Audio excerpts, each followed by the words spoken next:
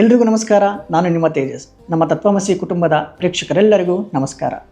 ಮೊದಲನೇದಾಗಿ ಪರಾಭವ ನಮ್ಮ ಸಂವತ್ಸರದ ಶುಭಾಶಯಗಳು ತಮ್ಮೆಲ್ಲರಿಗೂ. ಅಂದರೆ ಯುಗಾದಿ ಹಬ್ಬದ ಹಾರ್ದಿಕ ಶುಭಾಶಯಗಳು. ಈ ಯುಗಾದಿ ಹಬ್ಬದಲ್ಲಿ ಹೊಸ ವರ್ಷ ಅಂತ ಶುರುವಾದಾಗ ಎಲ್ಲರಿಗೂ ಒಂದು ಕುತೂಹಲ ಇದ್ದೇ ಇರುತ್ತೆ. ಈ ವರ್ಷ ನಮ್ಮ ರಾಶಿಗೆ ಹೇಗಿರುತ್ತೆ, ಈ ವರ್ಷ ಏನೆಲ್ಲ ಬದಲಾವಣೆ ಆಗುತ್ತೆ ಅಂತಕ್ಕಂಥ ಒಂದು ಕುತೂಹಲ ಇದ್ದೇ ಇರುತ್ತೆ. ಸೊ ಅದಕ್ಕಾಗಿಯೇ ಇವತ್ತು ನಮ್ಮೊಟ್ಟಿಗೆ ಸ್ಪೆಷಲ್ ಗೆಸ್ಟ್ ಇದ್ದಾರೆ. ಅವರು ಆಸ್ಟ್ರೋನ್ಯೂಮರಾಲಜಿಸ್ಟ್ ಆ್ಯಂಡ್ ವಾಸ್ತು ಕನ್ಸಲ್ಟೆಂಟ್.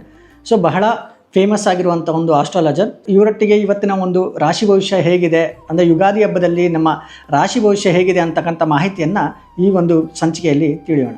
ಬನ್ನಿ ಈ ಕಾರ್ಯಕ್ರಮಕ್ಕೆ ಸ್ವಾಗತ ಮಾಡೋಣ ಶ್ರೀಮತಿ ವಿಭಾ ಶೆಟ್ಟಿ ಮೇಡಮ್ನ. ಮೇಡಮ್ ನಮಸ್ತೆ. ನಮಸ್ತೆ ಸರ್. ಮೇಡಮ್, ಈ ಯುಗಾದಿ ಹಬ್ಬದಲ್ಲಿ ಎಲ್ಲರಿಗೂ ಒಂದು ಕುತೂಹಲ ಇದ್ದಿರುತ್ತೆ. ನಮ್ಮ ಮೇಷರಾಶಿಗೆ ಮತ್ತು ರಾಶಿ 12 ದ್ವಾದಶ ರಾಶಿಗಳಿಗೆ ಹೇಗಿರುತ್ತೆ ಈ ಹೊಸ ವರ್ಷ ಅಂತಕ್ಕಂಥ ಮಾಹಿತಿಯನ್ನು ನೀವು ಈ ವೀಕ್ಷಕರಿಗೆ ತಿಳಿಸ್ಕೊಡ್ಬೇಕಾಗಿ ತಮ್ಮಲ್ಲಿ ವಿನಂತಿ. ಖಂಡಿತವಾಗೂ.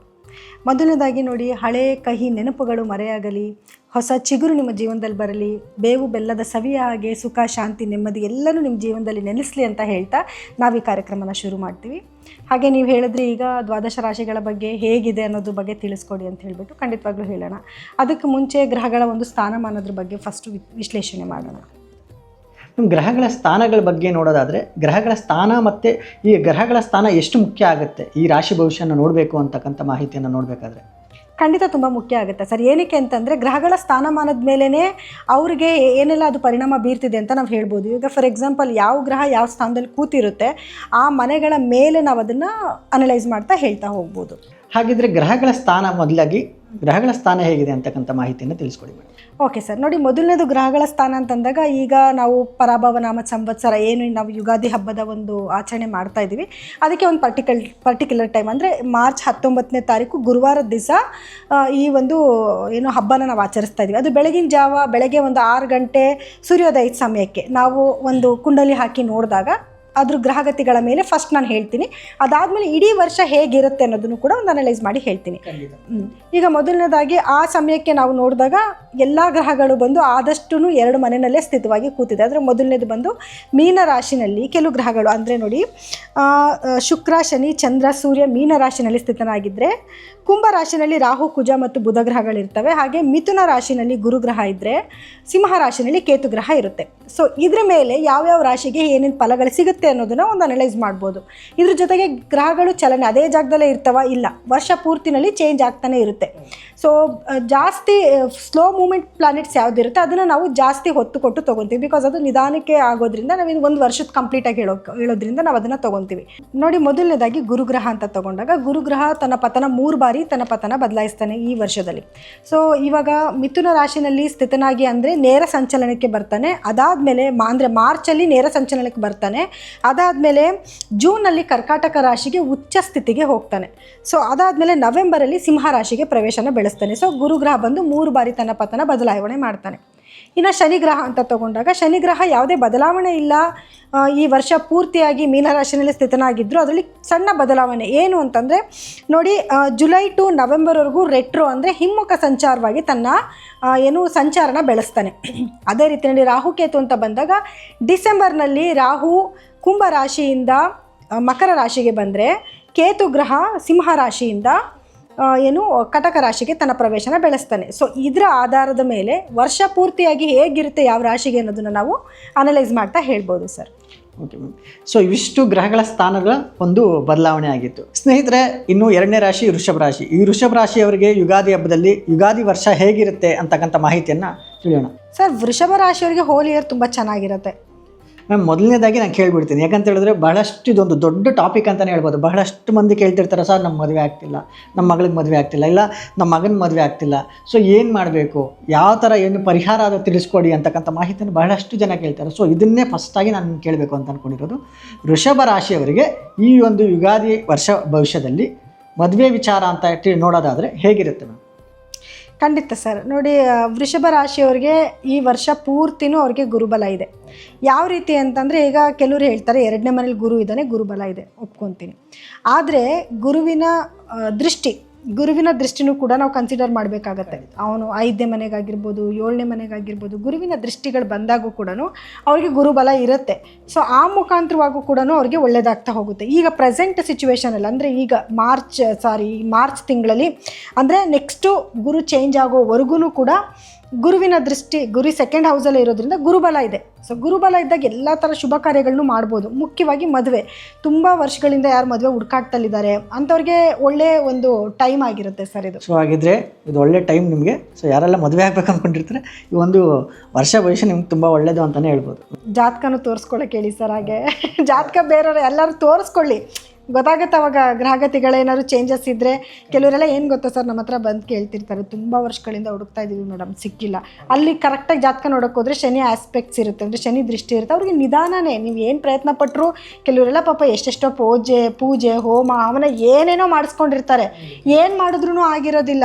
ಏನಕ್ಕೆ ಅಂತಂದರೆ ಅಲ್ಲಿ ಹಣೆ ಬರ ಬರ್ದು ಕಳಿಸಿದ್ದಾನೆ ನಿಧಾನ. ಅದಕ್ಕೆ ಒಬ್ರನ್ನ ಗೊತ್ತಿರೋವಂಥ ಜ್ಯೋತಿಷಿಗಳನ್ನ ಸಂಪರ್ಕ ಮಾಡಿಬಿಟ್ಟು ತಿಳ್ಕೊಳ್ಳಿ. ನಿಧಾನ ಅನ್ನೋದಿತ್ತು ಅಂತಂದರೆ ಸತತವಾದ ಪ್ರಯತ್ನ ಮಾಡ್ತಿರ್ಬೇಕು, ಬೇಜಾರು ಮಾಡ್ಕೋಬಾರ್ದು, ಅದಕ್ಕೆ ಏನು ಮಾಡೋಕ್ಕಾಗೋದಿಲ್ಲ.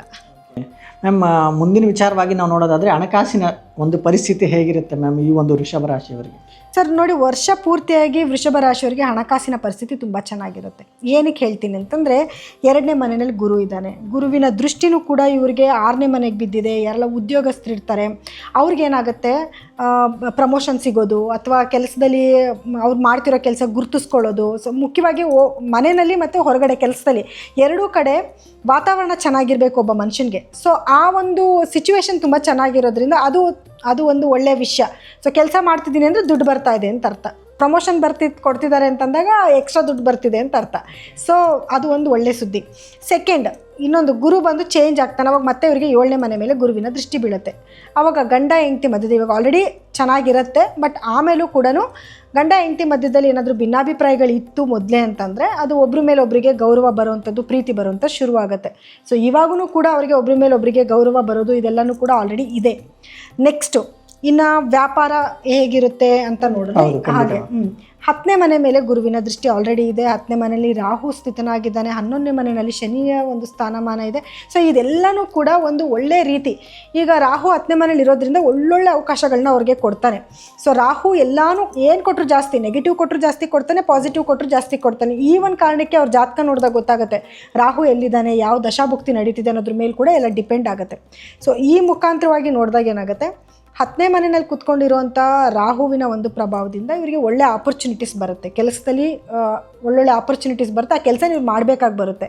ಆ್ಯಂಡ್ 11ನೇ ಮನೆಯಲ್ಲಿ ಶನಿ ಇರೋದ್ರಿಂದ, ಲಾಭಸ್ಥಾನದಲ್ಲಿ ಶನಿ ಕೂತ್ಕೊಂಡಿರೋದ್ರಿಂದ ಖಂಡಿತವಾಗ್ಲೂ ಇವರಿಗೆ ಒಳ್ಳೆ ಲಾಭನ ತೊಗೊಂಬಂದು ಕೊಡ್ತಾನೆ. ಆದರೆ ಸ್ವಲ್ಪ ನಿಧಾನ ಅಷ್ಟೇ. ಯಾಕಂದರೆ ಶನಿ ದೃಷ್ಟಿನೂ ಕೂಡ ಲಗ್ನದ ಮೇಲೆ ಬಿದ್ದಿರೋದ್ರಿಂದ ಇವ್ರ ಜೀವನದಲ್ಲಿ ಏನೆಲ್ಲ ನಡೀತಿದೆ ಎಲ್ಲನೂ ಕೂಡ ಸ್ವಲ್ಪ ನಿಧಾನಗತಿನಲ್ಲಿ ನಡೆಯುತ್ತೆ ಅನ್ನೋದು ಬಿಟ್ಟರೆ ಖಂಡಿತವಾಗ್ಲೂ ಈ ವರ್ಷದಲ್ಲಿ ತುಂಬ ಒಳ್ಳೆ ಉತ್ತಮವಾದ ವರ್ಷನೇ ಅಂತ ಹೇಳ್ಬೋದು. ಮುಂದಿನ ಟಾಪಿಕ್ ನೋಡೋದಾದ್ರೆ ನಾವು ಉದ್ಯೋಗಸ್ಥರಿಗೆ, ಈ ವೃಷಭ ರಾಶಿಯ ಉದ್ಯೋಗಸ್ಥರಿಗೆ ಹೇಗಿರುತ್ತೆ? ಉದ್ಯೋಗಸ್ಥರಿಗೆ ತುಂಬ ಚೆನ್ನಾಗಿದೆ ಸರ್. ನಾನು ಆಗಲೇ ಹೇಳಿದೆ, ಗುರುವಿನ ದೃಷ್ಟಿ ಈಗ ಆಲ್ರೆಡಿ ಇದೆ ಅವರಿಗೆ. 6ನೇ ಮನೆ ಮೇಲೆ ಗುರುವಿನ ದೃಷ್ಟಿ ಇರೋದ್ರಿಂದ, ಮತ್ತು ಶುಕ್ರನ ಸ್ಥಾನಮಾನನು ನೋಡೋಕೆ ಹೋದಾಗ ವೃಷಭ ರಾಶಿಯವರಿಗೆ 11ನೇ ಮನೆಯಲ್ಲಿ ಶುಕ್ರ ಕುತ್ಕೊಂಡಿದ್ದೆ. ನಾನು ಆಗಲೇ ಹೇಳಿದೆ ಒಂದು ಗ್ರಹಗಳ ಸ್ಥಾನಮಾನ ಅಂತ. ಸೊ ಈ ಒಂದು ಲೆಕ್ಕಾಚಾರ ನೋಡೋಕೆ ಬಂದಾಗೂ ಕೂಡ ತುಂಬ ಅದ್ಭುತವಾಗಿದೆ. ಒಂದು ಅದೃಷ್ಟದ ಬಾಗಿಲು ತೆಗ್ದಂಗೆ. ತುಂಬ ದಿವಸದಿಂದ ಕೆಲವರು ಏನು ಮಾಡಿರ್ತಾರೆ, ನಾನು ಎಷ್ಟು ಕಷ್ಟಪಡ್ತಾ ಇದ್ದೀನಿ, ನನ್ನನ್ನು ಗುರುತಿಸ್ತಾ ಇಲ್ಲ, ನನಗೇನು ಒಂದು ಪ್ರಮೋಷನ್ ಅಂತ ಕೊಡ್ತಾ ಇಲ್ಲ, ನನಗೂ ಸಾಕಾಗಿದೆ ಕೆಲಸ ಮಾಡಿ ಅಂತ ಎಷ್ಟೋ ಜನ ನನಗೆ ಫೋನ್ ಮಾಡೋರು ಇರ್ತಾರೆ. ಸೊ ಈ ಟೈಮ್ ತುಂಬ ಚೆನ್ನಾಗಿದೆ. ಪ್ರಮೋಷನ್ ಸಿಗೋದಾಗ ಪ್ರಯತ್ನ ಪಡಿ, ಸ್ವಲ್ಪ ಪ್ರಮೋಷನ್ ಸಿಗುತ್ತೆ. ಮತ್ತು ಏನು ಕೆಲಸ ಮಾಡ್ತಿದ್ದೀರ, ಸ್ವಲ್ಪ ಹಾರ್ಡ್ ವರ್ಕ್ ಮಾಡ್ತಿರೋದು ನಿಮಗೆ ಮೇಲಧಿಕಾರಿಗಳಿಗೆ ಗುರುತಿಸ್ತಾರೆ. ಇಲ್ಲಿ ಕೆಲವ್ರು ಏನಾಗುತ್ತೆ, ಇಲ್ಲಿ ಒಬ್ಬರು ಕೆಳಗಡೆ ಒಬ್ಬರು ಕೆಲಸ ಮಾಡೋರು ಇರ್ತಾರೆ. ಸೊ ಈ ತುಂಬ ಕೆಳಗಡೆ ಲೆವೆಲಲ್ಲಿ ಕೆಲಸ ಮಾಡ್ತಿರೋರಿಗೆ, ತುಂಬ ಹೈ ಪೊಸಿಷನ್ಲಿರೋರಿಗೆ ಅವ್ರು ಏನು ಮಾಡ್ತಿದ್ದಾರೆ ಅಂತಲೇ ಗೊತ್ತಾಗಲ್ಲ, ಮಧ್ಯವರ್ತಿಗಳೇ ಹೋಗಿ ಹೇಳಬೇಕು. ಸೊ ಇದು ಡೈರೆಕ್ಟಾಗಿ ಅವ್ರಿಗೆ ಗೊತ್ತಾಗೋವಂಥ ಒಂದು ಟೈಮ್ ಕೂಡ ಬರುತ್ತೆ. ಸೊ ಗೌರವ ಸಿಗುತ್ತೆ. ಓಕೆ, ಮುಂದಿನ ವಿಚಾರವಾಗಿ ನೋಡೋಣ ಕುಟುಂಬದ ಬಗ್ಗೆ ಅಂದರೆ ಈ ವೃಷಭ ರಾಶಿಯವರಿಗೆ ಈ ಒಂದು ಹೊಸ ವರ್ಷದಲ್ಲಿ ಕುಟುಂಬದ ಬಗ್ಗೆ ನೋಡೋದಾದರೆ ಹೇಗಿರುತ್ತೆ ಮ್ಯಾಮ್?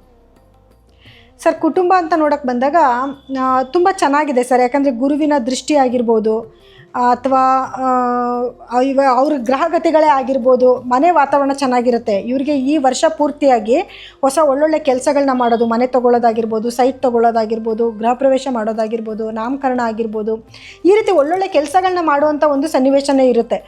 ಇವರಿಗೆ ಟೆನ್ಷನ್ ಅಂತಂದರೆ ಏನಂದರೆ ಈ ಕೆಲಸಗಳಿಗೆ ಓಡಾಡ್ತಲೇ ಟೆನ್ಷನ್ ಆಗುತ್ತೆ ಅನ್ನೋದು ಬಿಟ್ಟರೆ ಮನೆ ವಾತಾವರಣ ಚೆನ್ನಾಗಿರುತ್ತೆ sir. Final and last question ma'am, ಇದು ಬಹಳಷ್ಟು ಜನ ಕೇಳುವಂಥದ್ದು ರೈತರ ಬಗ್ಗೆ ಮ್ಯಾಮ್. ರೈತರಿಗೆ ಈ ಒಂದು ವೃಷಭ ರಾಶಿಯವರಿಗೆ ಹೊಸ ವರ್ಷದಲ್ಲಿ ಹೇಗಿರುತ್ತೆ ಮ್ಯಾಮ್? ಅದ್ಭುತವಾಗಿರುತ್ತೆ ಸರ್. ರೈತರಿಗಂತೂ ವೃಷಭ ರಾಶಿ ರೈತರಿಗಂತೂ ತುಂಬ ಚೆನ್ನಾಗಿರುವಂಥ ಟೈಮು.